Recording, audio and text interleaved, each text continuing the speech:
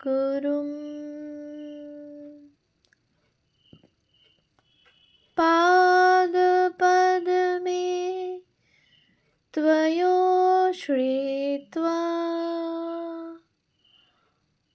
प्रणमामि মুহুর্মুহু।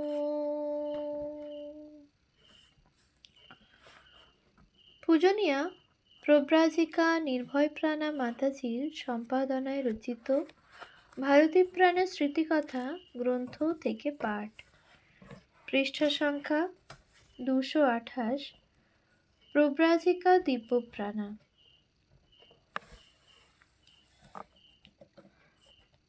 যখন কথাটা প্রথম শুনলাম পূজনীয়া সরলা মা অধ্যক্ষা হয়ে মঠের ভার নিচ্ছেন, তখন ঝট করে মনের মধ্যে খেলে গেল, কি আশ্চর্য! এই জন্যই কি শ্রী শ্রী মা শরৎ মহারাজ ওকে নির্জনে তৈরি করেছিলেন? যেমন নাকি মাখন তুলতে গেলে নিভৃতে নিরালায় সূর্যোদয়ের আগে তুলে নিতে হয়। শ্রী শ্রী মায়ের অন্তিম অসুখের সময় একান্ত নির্ভরশীল মাতৃগত প্রাণা আমাদের মা যখন বুঝেছিলেন শ্রী শ্রী মাকে আর ধরে রাখা যাবে না, জাগতিক জিনিস থেকে মন তুলে নিচ্ছেন, মহাপ্রস্থানের প্রস্তুতি চলছে, তখন প্রাণের আকুতি জানিয়েছিলেন, মা, আমাকেও আপনার সঙ্গে নিয়ে চলুন। উত্তরে শ্রী শ্রী মা বলেছিলেন, তোমাকে মা আমার অনেক কাজ করতে হবে। আমরা ধরে নিতে পারি সেই অনেক কাজের মধ্যে ঠাকুরের মঠের অনুরূপ সারদা মঠের প্রতিষ্ঠা একটি। শ্রী শ্রী মা যেমন বলতেন, হৃদয়ে যেন একটি আনন্দের পূর্ণ ঘট বসানো আছে। আমাদের মায়ের জীবনেও তার প্রতিচ্ছবি দেখতে পাই। কত সামান্য সামান্য জিনিসেও কত আনন্দ করতেন। নিবেদিতা স্কুলে রথের দিনে একখানি ছোট রথ টানা হয়। প্রথম দিকে একবার এই রথখানি স্কুলের গাড়ি করে সারদা মঠে নিয়ে গিয়ে ওখানে টানা হয়। তখনও দেখেছি মা ছোট বালিকার মতো আনন্দ করছেন। আবার দেখেছি স্কুলের শিল্প বিভাগের মেয়েরা তাদের ডিপ্লোমার সেলাই অথবা পুরস্কার দেখাতে গেছে, তাতেও কত আনন্দ, আগ্রহ এবং উৎসাহ। ছোটখাটো কাজেও কি নিষ্ঠা! নিজের ব্যবহারের গামছাখানি কি পরিপাটি করে কাচ্ছেন, মেলে দিচ্ছেন। খবরের কাগজ পড়ছেন তো সব মন দিয়ে খুঁটিয়ে পড়ছেন। অনেক সময় মার কাছে বসে ঠাকুরের ফল কেটেছি। লক্ষ্য করতাম তাঁর দৃষ্টিভঙ্গি। গুনগুন করে স্তব করতে করতে নিজের মনে ফল কাটছেন, গুছিয়ে দিচ্ছেন, যেমন অতি প্রিয়জনকে কেউ খেতে দেয়। একদিন শাঁকালু কেটেছি ডুমো ডুমো করে। মা নিজে একটা টুকরো কেটে দেখিয়ে দিলেন, দেখো এই রকম পাতলা করে কাটবে, তাহলে ঠাকুরের খেতে সুবিধে হবে। মায়ের বাড়ির প্রসাদে দেখনি এই রকম কাটা থাকে। সারদা মঠে যখনই রাত্রিবাসের সুযোগ হয়েছে, সন্ধ্যায় ভজনের খানিক পরে মায়ের ওপরের কুঠুরিতে আমরা গুটি গুটি জমা হতাম। নানা প্রসঙ্গ চলত, মজার গল্পও হতো। আরতি বেশ পা টিপতে পারি। অনেক সময় হয়তো দুজনে দুটো পা টিপতে শুরু করেছি। তখন মা হাসতে হাসতে বলতেন, দেখো বাবা, সেই চেলার মতো যেন করো না, সেই গল্প জানো তো? গুরুদেব, আপনার চরণ দুটি ছাড়ব না, অর্থাৎ কেটেই রেখে দেব। কি গুরু ভক্তি দেখো, বলে পুরো গল্পটা বলে আমাদের হাসাতে লাগলেন। সেই রকম এক সন্ধ্যায় মাকে একান্তে পেয়ে জিজ্ঞাসা করেছিলাম, মা, আমি আপনার মুখ্য মেয়ে, আমার কি কিছুই হবে না? সঙ্গে সঙ্গে উত্তর, কেন হবে না? তা যদি বলো তবে আমিও তো মায়ের মুখ্য মেয়ে। কার সঙ্গে কার তুলনা! এমন নিরভিমান আচরণের তুলনা কোথায়? ৭. প্রব্রাজিকা শুভাপ্রাণা। 1950 সালে একজনকে সঙ্গে নিয়ে প্রথম বেলুড় মঠে আসি। কাশীতেও সেবার যাওয়া হয়। রামকৃষ্ণ মিশন সেবাশ্রমে অতিথি হয়েছিলাম ও সেবারই প্রথম পূজনীয়া ভারতীপ্রাণা মাতাজির, তখন সরলা দেবী, দর্শন লাভ করি। একদিন পূজনীয় রাসবিহারী মহারাজ স্বামী অরূপানন্দ বলেন, শ্রী শ্রী মার সাক্ষাৎ শিষ্যাদের একজনকে যদি দেখতে চাও তো আমার সঙ্গে এসো। খুব আগ্রহ নিয়ে আমরা তার সঙ্গে মার সেই ছোট্ট বাড়িটিতে গেলাম। মা অর্থাৎ ভারতীপ্রাণা সুন্দরী ছিলেন। তার বয়স তখন 56 হবে। পরনে লাল পাড় সাদা শাড়ি। উনি রাসবিহারী মহারাজের সঙ্গে বাংলায় আলাপ করলেন। ভাষার অসুবিধে থাকাতে আমাদের সঙ্গে তার কোনো কথা হলো না। মুড়ি ও জিলিপি খেতে দিলেন। 1954 সাল, শ্রী শ্রী মার শতবার্ষিকী জন্মোৎসব। শ্রী সারদা মঠ প্রতিষ্ঠিত হবে। মা কাশী থেকে এসেছেন। তার কাছে আমার পরিচয় দেওয়া হলো। মা এ ব্যাঙ্গালোর থেকে এসেছে, মঠে যোগ দেবে। মা একটু হাসলেন শুধু। আমাদের মঠ জীবন প্রথম শুরু হয় এন্টালি অঞ্চলে। তখন থেকেই মার নিকট সান্নিধ্যে আসার সুযোগ হলো। ওখানে তখন আমরা মা সহ 8 জন। মা আমাদের সব কাজে যোগ দিতেন। একদিন মা ও আমি আছি। সকাল থেকে ক্লান্তি ও অস্বস্তি বোধ হওয়ায় আমি একটা ঘরের এক কোণে শুয়ে পড়েছি। মা সব কাজ নিজ হাতে করে নিচ্ছিলেন। এমনকি তাকে ঝাঁটা হাতে ঘর পরিষ্কার করতে দেখেও আমার কিছু করবার ক্ষমতা ছিল না। অন্যেরা ফিরে এলে মাকে একাই সব কাজ করতে হয়েছে জেনে খুব দুঃখ প্রকাশ করলেন। মা কিন্তু কিছু মনে করেননি। বড় বলে তার কোনো অভিমান ছিল না। অপরের ভাবভঙ্গি, এমনকি তাদের গলার স্বর পর্যন্ত মা সুন্দর নকল করতে পারতেন। ধ্যান জপের সময় কার মুখভঙ্গি কী রকম হয় নকল করে দেখিয়ে আমাদের হাসাতেন। শ্রী রামকৃষ্ণ ভক্ত মহিলাদের অনেককেই তিনি ঘনিষ্ঠভাবে চিনতেন এবং তাদের সম্বন্ধে অনেক কৌতুকপূর্ণ ঘটনার কথা বলে মজা করতেন।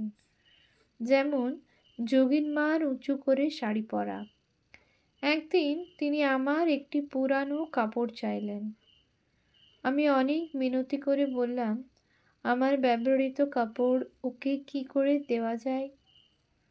উনি যেন ওটি কোনো মতেই না পরেন। মা কিছুতেই শুনলেন না। ওই শাড়ি ঠিক যোগিন মার মতো উঁচু করে পরে কিভাবে রাত্রে শুতে যাবার আগে যোগিন মা সব ঠাকুর দেবতার ছবিকে নমস্কার করতেন অভিনয় করে দেখালেন। তার এইসব মজার মজার অভিনয় দেখে হাসির রোল উঠত। এরপর দক্ষিণেশ্বর মঠ। তখন আমার উপর ঠাকুরঘরের কাজের ভার।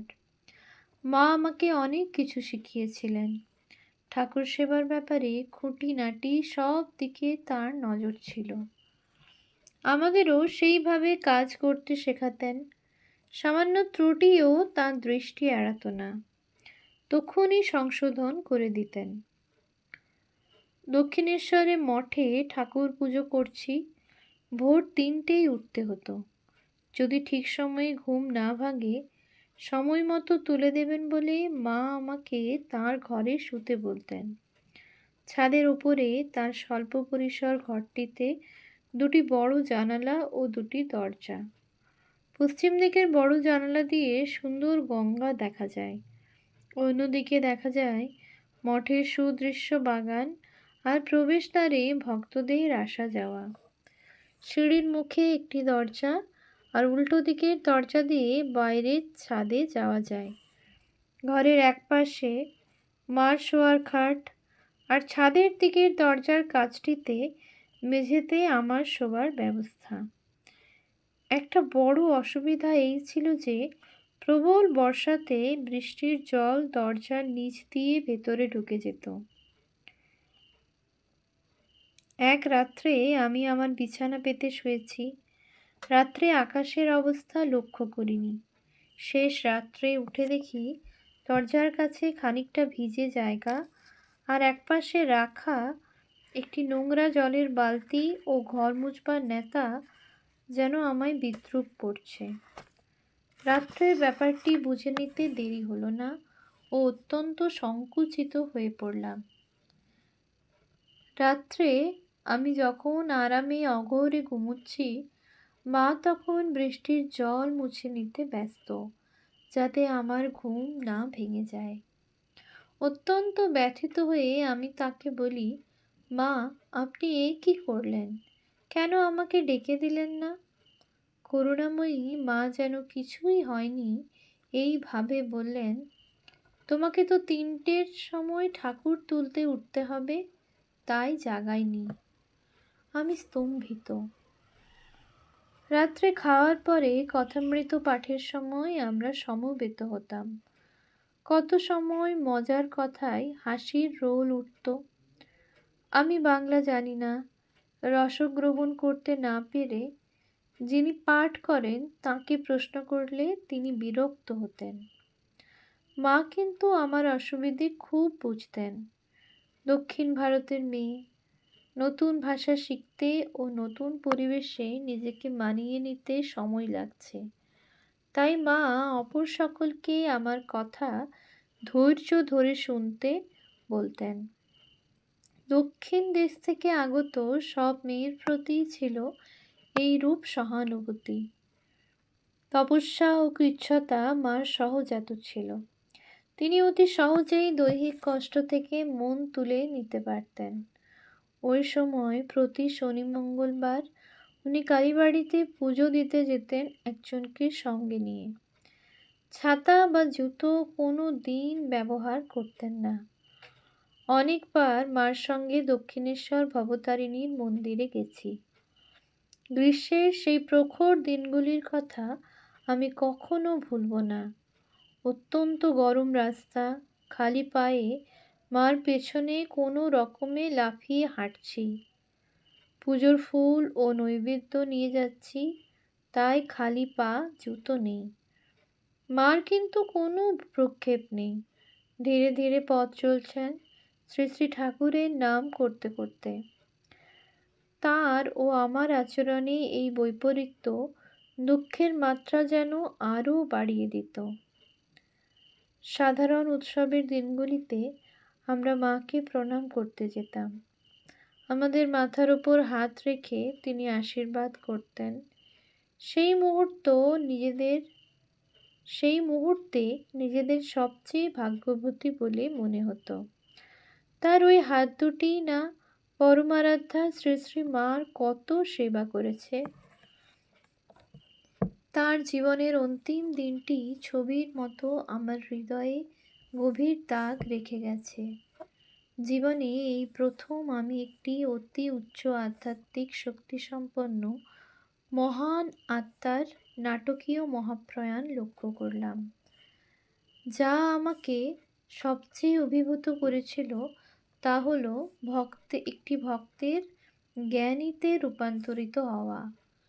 যখন শেষ সময় ঘনিয়ে এলো, তার মন তখন এমন একটি ঊর্ধ্বলোকে আসীন, যেখান থেকে অন্য দেবদেবীর কথা দূরে থাক, তার অতি প্রিয় শ্রী রামকৃষ্ণ ও শ্রী শ্রী মার নামও তিনি শুনতে চাইছেন না। নাম রূপের গণ্ডি ছাড়িয়ে অনন্তে অবগাহন করছে সেই মন। শেষ নিঃশ্বাসটি ছাড়া